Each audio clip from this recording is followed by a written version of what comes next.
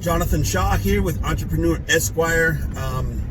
Wanted to touch on a question today that I saw on social media. I'm part of different groups with immigration attorneys, and there was a really interesting question that was thrown up there yesterday that caused a lot of people to get engaged and start commenting and conversing about how to find clients. And it's just like my passion. It's one of the things I love the most about my job is finding clients. And so I want to talk about the following question. I can't remember it word for word, but it went something like this. My boss is asking me to find more clients, and I never find clients. I don't bring people into the firm. I just do the work. So what do I do to start to find clients? And so that's what we're going to talk about today on my drive to my office.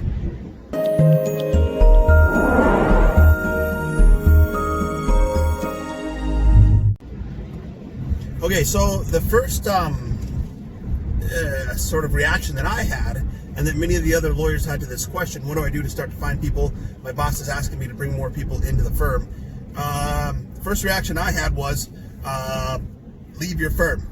You know what I mean? Like, if you're going to be the person finding all those clients and doing the work, hang your own shingle, put your name up there, and then do the exact same thing you'd be doing anyways, but make more money. But along with that comes a lot of stress and a lot of extra added responsibilities in actually running the business, which is difficult. And so this particular person says that she's a single mother, has a kid, no husband to sort of help and support. So I get it. I have 4 kids, but I also have my wife, and she can help out, right? So that whole first reaction, bail and start your own firm, maybe isn't the best option for her in the scenario, but I secretly still hold it is. She just doesn't know it yet, right? But you know what she'll probably do is take some advice from some people, start to find some clients, and then realize, hey, I can do this, and then maybe start out on her own, right? We'll see. Anyways, another reaction there, which I totally agree with. A lot of attorneys were saying, why is this guy making you find all the people? Like, if it's his firm, he should be maybe doing that, or have a plan to do that, or paying her a bunch of money. I've always kind of messed with this concept of having some, a superstar sort of attorney working for me that just doesn't want to be in the whole business side and mess with the business stuff. But I realize I have to pay this person a lot of money to sort of be the face of the thing, right? And compensate them. I was in that position. I was in a situation where I was the face of our Spanish side of a practice that I was working at in Colorado, and I was still getting compensated like an associate attorney. But at the same time, because of me, a lot of clients were coming to the office, and even though I was getting, I can't say 100% I was getting nothing from that. I wasn't getting my fair share out of it, in my opinion. Another way of looking at it is, if you look at it from your boss's perspective, it's like, I'm paying him what I can. Like, that's what I can pay him. I'm paying him everything I can. Therefore, I'm compensating him fairly. That's from the boss's position. From an associate's position is, he's paying me everything he can as a boss. He's doing everything he can. I have nothing against him. He's doing all that he can. However, what's the cost of staying here? Like, how much money am I losing or leaving on the table by me not going out on my own? That was my perspective. Like, sure, my boss is doing everything he can. Love you. I know you are doing everything you can. However, if I go out on my own, I can double what you can pay me, right?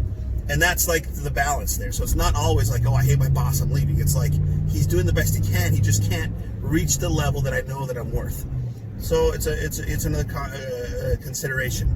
Now, getting into the meat of the question, what do I do to find clients? I love this topic.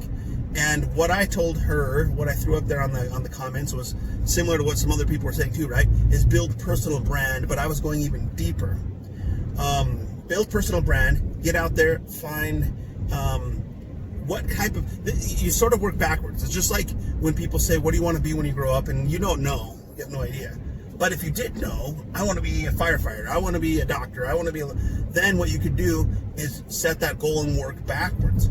Well, as a mature attorney working in whatever area you're working, be it family law, bankruptcy, in my circumstance happens to be immigration law, I mean, it could be injury law, like whatever it is.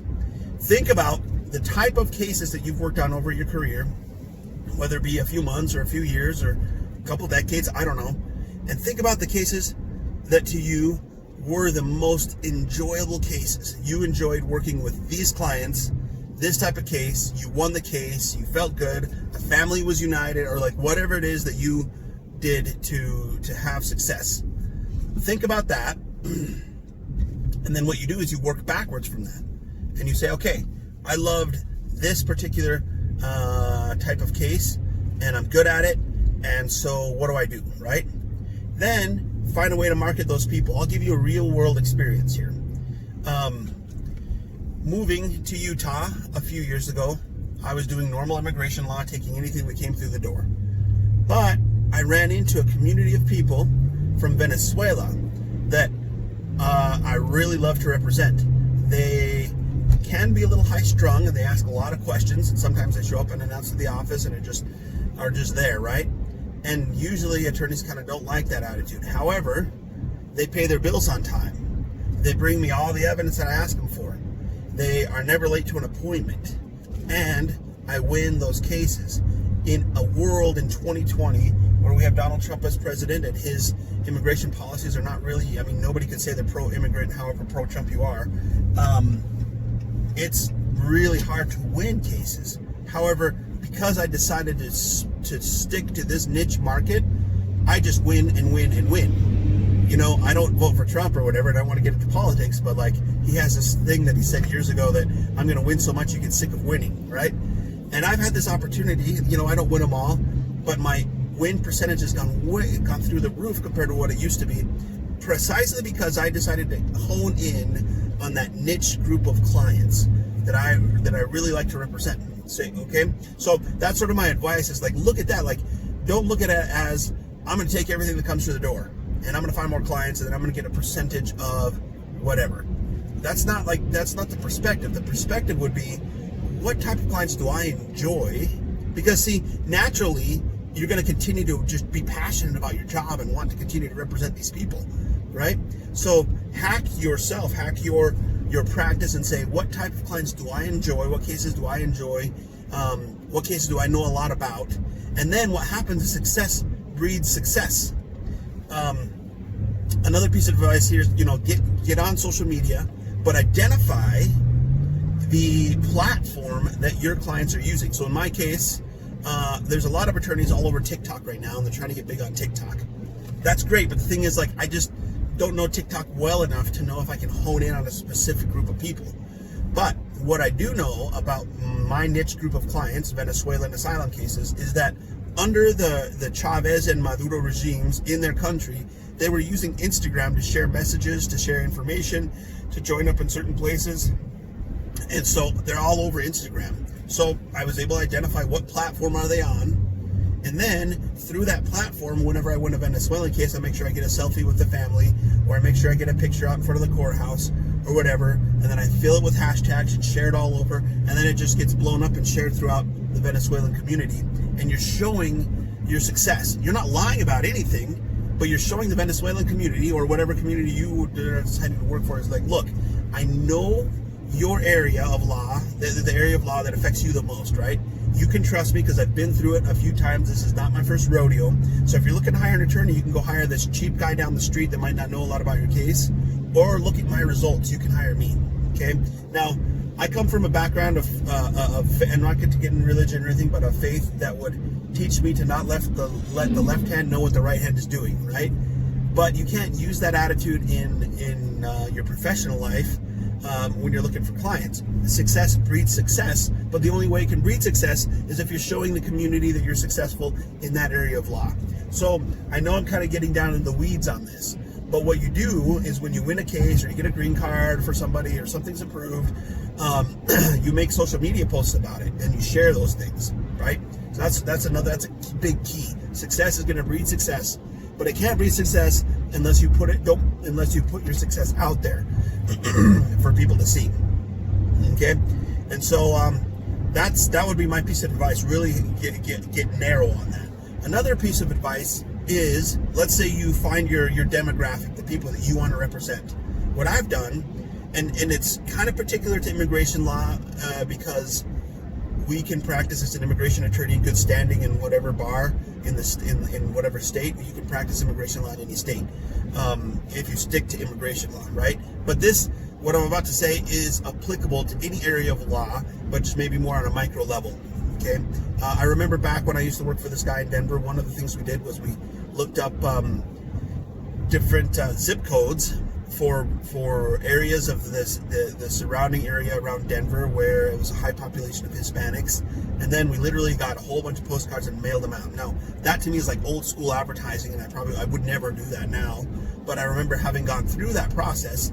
And then I look at my social media, whether it's Facebook, Instagram, and different platforms will have different ways to do this, but you can focus on specific geographical areas. But not only that, you can focus on inside of that area the demographic you're looking for. For me, it's Spanish speakers, somebody that maybe is from Venezuela, or they might like Venezuelan food or Venezuelan soccer, like whatever it is, and I try to identify and have those characteristics in my social media marketing selected, so that when I send an ad through social media, it's going to hit a specific, you can even choose zip code or a specific city or miles within a certain city, right, where there's a high population percentage of Venezuelans. And then I'm going to focus on that demographic, and again, show my success or show something of my knowledge to the community, or give some knowledge about their case, right? Something that's going to be helpful. Another tip in social media marketing and just marketing in general, everybody and their mom, like everybody everywhere, is going for the ask. Like they're trying to get somebody to hire you to make a sale. My focus is mostly always on branding. I want people to know that I'm a successful lawyer in this area, and give them information that would be helpful for their case. I've been criticized by colleagues of mine saying, you're just telling people how to do their cases, they won't hire you. And I'm like, I can't hear you because I'm over here beating away new clients with a stick because I've had so many people trying to hire us. Like, what are you saying? You know what I mean? Like, it's just the reality. Put stuff out there that's knowledge. Put knowledge out there. Don't give legal advice in specific situations. Be careful about that. But put knowledge out there in general terms that people to show that people can trust you. An example, like as a mechanic, if I were a mechanic, I would be like making YouTube videos about how to change your head gaskets. And then people are going to be like, well, then they're not going to come. No, they're going to come hire you because nobody wants to sit there and change their head gaskets in their garage. They don't have the tools to do it. But they're going to be able to see that I know what I'm doing, and then they'll bring me their work. That's what's happening, right? So in your ads that you put out there, just put out little nuggets of knowledge or success stories. I have an ad running right now that's gotten me thousands of likes on my Facebook page right now, and we're over 30,000 at this point. And this ad basically is just says like, here's some reasons why you should like our page. And then I just have a slideshow of a bunch of pictures with their people with their green cards, showing all these people got their green cards, are living happily ever after. You should probably follow us, and then we can share information that can help you with this, right? So those are kind of my thoughts. It's like, don't step back and just kind of wait for the universe to throw things at you. Generate some goodwill in the community by knowing social media marketing and how to do it. And I'm not even that good at it. I'm just an amateur, but there's so much. I've heard people say it's like the Wild West. I mean, it's a land grab out there on social media right now. You can get out there and establish grab your little piece of land and establish your niche, and that opportunity is not going to be there forever. So it's a great opportunity to do it right now. Other answers, going back to the question, that people threw out there, they were kind of interesting. I mean, I've done most of this type of advertising. One guy's like, get on your local radio. Yeah, like, okay, get on your local radio. The problem I have with radio is you pay a lot of money for these ads, and then what happens? Like, it's on AM radio, and you think that you sort of have this. It's weird. You're an immigration lawyer, but you have this. You're generalizing. You're putting everybody into a box, which you don't want anybody to do with your clients, right? And then you're judging your clients based on what you think their demographic is. Oh, they're all going to be at their construction site, and they're all going to be listening to this radio at this time, and they're going to hear my ad, and they're going to call. And I've had success with radio ads. I've done them, in the past. But the problem, I think, is it's just like it's there and it's gone. Whereas a social media ad is there, and then it repeats itself, and you can retarget people And also, if they like your page, then you're building your audience. So you're actually getting some value out of that ad. It's not only a sale or a new client, it's actually value that you get to connect with people, almost like handing out a business card in the old days.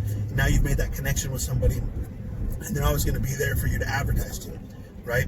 So, I get that. Another person commented that, it takes a few years to build up, and I just don't agree with this, but it takes a few years to build up, but, word of mouth is probably a really good way to advertise. Yes, true. The question that I would ask then is, what do I do to not have to wait the 2 years or 3 years for the word of mouth to build up, right? And again, going back to what I said earlier, what you do is when you get a win, you make a big deal out of it, and you put it all over social media, and then you put out little bits and pieces of nuggets and videos saying what you did to get that win, and then you kind of, you light a fire under the word of mouth in the community, so that suddenly you're pushing it out there. You know what I mean? Put some money behind it. If you've seen on Facebook, if you have a post on there and it says boost post, well, kind of what you're doing is you're boosting your victory, your win in the community, so that you are stoking the fire behind that word of mouth. Don't sit around and wait for it to take 2 years. Like, do you have 2 years? I don't have 2 years. I got 4 kids to feed. You know what I mean? I got a life to live, and I'm keep getting older. I'm not getting any younger. So I'm not going to sit around and wait for 2 years or 3 years for word of mouth to get going. Like, I'm going to get one win, and I'll make the biggest deal out of it, right? And so, that's kind of where you go with that. Other answers are true. I mean, you don't want to be a one-trick horse. You want to do as much as you can. And so another guy was saying, talk to people, get on. He said Craigslist. Like, literally, I think I put an ad on Craigslist maybe once, like years and years ago. But like, you're not going to generate a lot of work by throwing up a little ad on Craigslist. You'll put it up there and whatever. But how does the person distinguish you, right? The same person said, go to the local courthouse and start talking to people, asking around or whatever. And I pick up cases at court, but mostly it's because I almost feel bad. Sometimes I'm at court and somebody's with their attorney and they're like looking at me, and I know they recognize me from something. And it's like, nah, you have your attorney, stick with your attorney, right? Or I get there and I have a line of people asking me for my number. And how did that happen? Well, because I'm on social media in the community, I'm making a big deal about my office and the work that I do. And so then when potential clients see me around the community, it happens sometimes. I'm at grocery stores, literally the Walmart parking lot, or just wherever, and they'll be like, hola, abogado, which is attorney in Spanish, right? And then they'll start asking me questions and that, So you put yourself out there, and it really just generates, make yourself, you don't have to wait for somebody to do it for you. Make yourself into a celebrity in your niche, and then people come to you, And so, I would say, talking to people or whatever, but like, it really helps if the person has seen you on social media, or maybe like a news interview or something like that, and then they run into you at court. Then you're going to talk to people, but you've already established credibility with them because they've seen you in that area of law or whatever it is, right? So it's not the first time they've seen your face. It's the first time you've seen them, but they've seen you over and over and over on social media, and so finally they talk to you. You know what I mean? And then last tip before I cut off this video, I mean, there's millions of tips, but the last tip before I cut off this video would be that this is kind of a hack, right? Something I learned old school. I call it old school because I've been doing it the whole time. I stumbled onto it by accident, and then I realized something. Okay, so here's the tip. If you could do this, if you could pull it off, it's good for you. Local news stations have young reporters who essentially need to drum up a story every single day. Every day of their career, they have to come up with something. Now, there's going to be times when there's something big, new, and noteworthy in the news, and they're just going to be focused on that, and they're going to milk it for all it's worth. But there's other times where they have nothing, right? So if there's a way in your area of law to feed them something that would be noteworthy, they're going to appreciate it. Establish a relationship with local news reporters. And then when they have a day when they don't have a story, or something in your area of law pops up and they need to interview an attorney about that, they'll call you, right? So for immigration law, I work with a lot of news stations, Univision, Telemundo, things like that, and even like these new little, I guess, bootstrap news stations that are popping up on social media. They're just making up their own news stations, and I do videos for them, that kind of thing. But the thing is, they're always going to need an expert to come to ask about a specific thing. So there are times when I win a big case or whatever, and it's like a really interesting story, like a feel-good story with a mom and kids from Guatemala, whatever. And then I can feed that to a couple of the contacts or friends that I have in the news industry. And when they have a day where they don't have anything else to put on, they'll make a good feel-good story about that, right? And I'm not paying them for this, and they're not paying me. It's just we're helping each other because they need a news story, right? And they need an expert to talk about it. And then once you do that a few times, or at least, maybe they're not going to do that for you, but at least you establish that connection with the news agency or whatever. That, hey, like, I'm an expert in this area of law, and I understand this and this and this and this and this, so that if you ever need any stories or anything like that, or an interview, let me know, I'm your guy, right? Then every now and then when something pops up, then like the reporter needs to hurry and get stuff done, they've got a deadline to meet, it's going to be just easy for them to call you on the phone and be like, hey, can I ask you a few questions about this? How does that get you clients? I don't know what it is. You guys know this is true.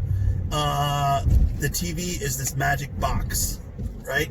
Like, for some reason, if somebody sees you in that little square, like, I don't know what it is, but they think that, like, oh, this person is amazing, they're on TV. And then that's going to generate that interest, so that later, when you see people in public or see people at court or like whatever that recognize you from that newscast, like, it's creating word of mouth for you without even winning a court case, because somehow you've gotten credibility because you were on TV. Does that make sense? And so that would be another little piece of advice. If you know local reporters, even if you don't, email people, make some connections there, and see if you can drum up some interest that way. I have it right now where, local TV stations will call me up, and I don't do advertising with them. And this is another, be careful about this. If you do advertising with these companies, they'll call you a lot more often. The newsroom is supposed to be separate from the advertising, but they're not. Like, they're just not. You know what I mean? And so when I would advertise with these people, I would get a lot more interviews, a lot more frequent. But I have a good reputation with them, and I'm friends with them. The thing is, I don't advertise with them right now because I'm putting that money into social media marketing. And so I get less interviews. But the thing is, stuff happens. Like, over the summer, DACA was not struck down by the Supreme Court of the United States. And so immediately I'm getting phone calls from people. Not only the Spanish stations, but a couple of the connections I have in the English stations in my area. Getting phone calls, getting interviews, then you're up on TV, like whatever. Then what do you do with that? Take a screenshot, post it on your social media. Hey, Fox News interviewed me on this. Univision interviewed me on that. And then here you go, you're establishing your credibility again, and you're lighting a fire under that word of mouth. So that's another tip. I don't know. I think a lot of attorneys just kind of like float through their career, and they're just looking around and hoping and waiting for somebody to call them. I've had attorneys call me out on this. One time in Denver, this guy, he tried to call me out. He's like, they don't interview you because you're smart. They interview you because blah, blah, blah, whatever. Yeah, well, I speak Spanish really well. I've done legal cases for these people in this news department at a low cost or even free to kind of establish those connections. I'm working the market the way I need to be working the market. You can sit there and be all jealous if you want, or you can face the reality and understand, okay, these young reporters, they also have legal situations in their lives that they need help with, and they need to come up with a story every single day before they meet this deadline. Sooner or later, if you're good with them and you know them, they're going to call you. Once they do, you're going to be, and then, yeah, the news story is going to be like 10 seconds. They're going to have you on there for 10 seconds. Okay, screenshot, Instagram, share post on Facebook, repeat, here we go, look, I'm on TV, like whatever. And if you're focused on finding clients, that's going to give you a lot of credibility. So, I don't know, again, there's these little gems that I'm putting throughout here. I don't know who they're for, if they're useful for anybody, or if it's just me kind of throwing everything out of my brain and putting it somewhere. But that would be my answer, a long-winded answer to this question that this person asked today. What do I do to start finding cases? I don't bring in cases, but my boss wants me to bring in cases. Or if you're starting out on your own, what do you do to start bringing in cases for yourself, so that you have some work to do at your office and a way to pay your bills. There's a couple good tips for you. I'll elaborate on some of these tips later in different videos.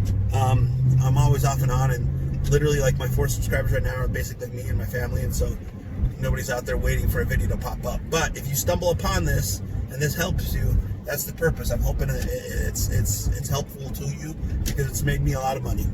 Thanks, and then we'll catch you again next time.